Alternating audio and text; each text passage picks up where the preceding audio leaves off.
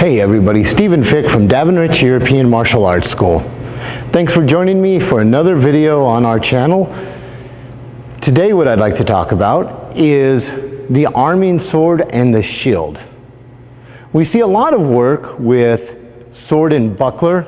We see work in the 18th century with sword and targe, or 17th century like Marozzo with sword and rotella. But what we don't see is a lot of work with the shield of the early 15th century, late 14th century.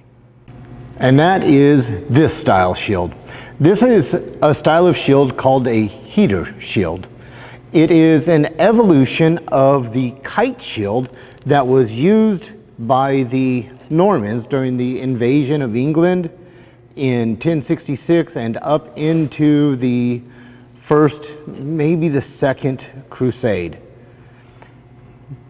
Once they started fighting more on foot, less on horseback, the kite shield that went from jaw to just below the knee was too long to really walk with and fight well in foot combat.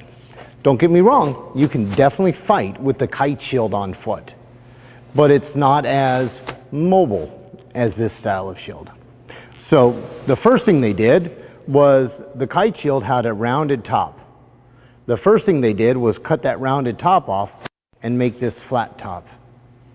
Then the next evolution was that they shortened it to this size of shield as opposed to the kite shield that went all the way to the ground. The heater shield is not what they called it. Historically, this was just a shield. It was the Victorians that called this and named this the heater shield. The Victorians were on a huge kick about naming everything. They called this a heater shield because if you look at it in this shape, it looks like the base of the iron that you would put on your fireplace or your stovetop to heat up to iron your clothing. It looked like the base of the heater iron. Therefore, they called it a heater shield. You'll notice on this grip, it's not across, it's at a 45-degree angle. They don't really show a lot of backs of shields in artwork. They only show the face of the shield, and there were different styles of the shield. This one I prefer at this angle because as I'm holding it, this back corner protects my shoulder, this corner protects this shoulder. It's not about my face, it's about my shoulder. As I've stated in other videos, your shield is not a door. You don't hold it like this. If you do, what that means is if you get thrust into the shield, it's going to rotate on your arm and it provides a wonderful ramp right into your throat or face. So this shield sits to your side. You want your elbow in tight to your ribs so you can just rotate up and down. You can think of this more like boxing, less than hiding behind a door. Once I get the sword and I have my arming sword, I'm going to hold it in this grip, so as I'm fighting, I can take this angle with my point, and you'll notice it's close to my shield, but not on my shield. If I need to close that line, I can get a double defense, but I don't want it to be here. The other thing I want you to pay attention to is my elbow on my shield. We want to naturally do this, and you can see how my elbow comes out. Keep that elbow tucked in. You can see how it changes the angle of my shield. Here, I'm leading with my edge. Here, I'm not. Something to remember about sticking your elbow out in any kind of martial use. Chicken wings are delicious for dinner. Chicken wings are not for fighting with.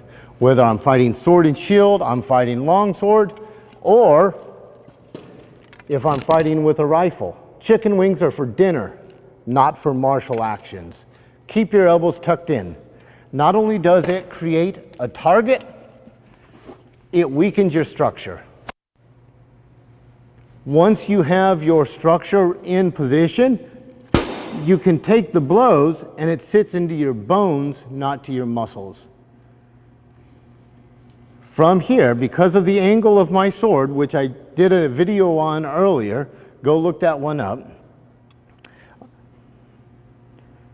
Because of the angle of my sword, I did a video earlier, I'll put a link to it in the description.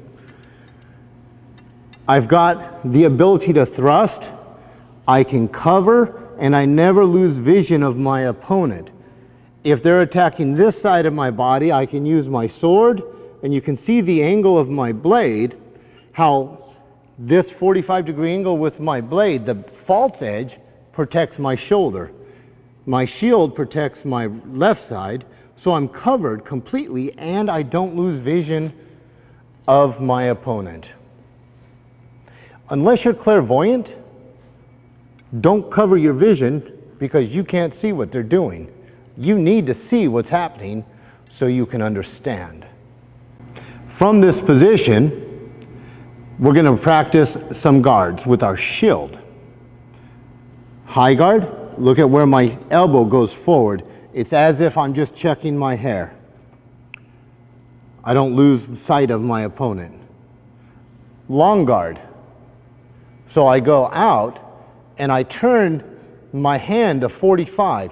So if I take the shield off, I'm starting here with my thumb up, and as I rotate, I turn my thumb to 2 o'clock on the clock face. And then I retract to 12 o'clock. That rotation of my thumb means I can see my opponent the whole time. So if he moves this way, I don't lose vision. If I do this, I lost vision of my opponent. But this edge still protects my head. This edge right here is what I'm using to protect this side of my body. So if he's attacking here and I want to use my sword offensively while defending myself with my shield, I'm going to step out this way so I can capture it on this edge as I'm striking somewhere else.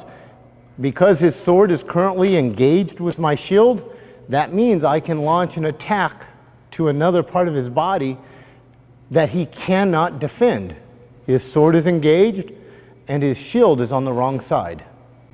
All of this comes down to don't block your vision.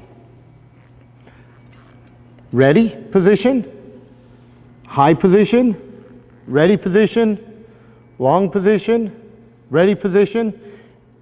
My knee, that's the last part I need to defend.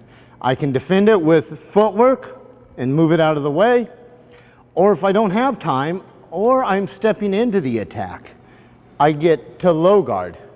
And now this edge covers my knee. Unless they're going for my shin, they're not going to be able to touch me. And if they're going for my shin, they are so far leaned forward that I'm going to hit them on the head and they're never going to make it. Unless, of course, they have a pole arm. But if they have a pole arm, why would they be trying to cut me off at the ankles? They're going to be going for my head or my torso because anything can be stepped on and driven into the mud. So understand that here, that's going to protect my knee. That's going to protect my head. That's going to protect my right side, and this is going to protect my left side. Ready position, high position, ready position, long position, ready position, low position, ready position. Ready position, high position, ready position, long position, ready position, low position, ready position. One last thing I want to point out about using your shield. These things are heavy. So don't tense up your grip.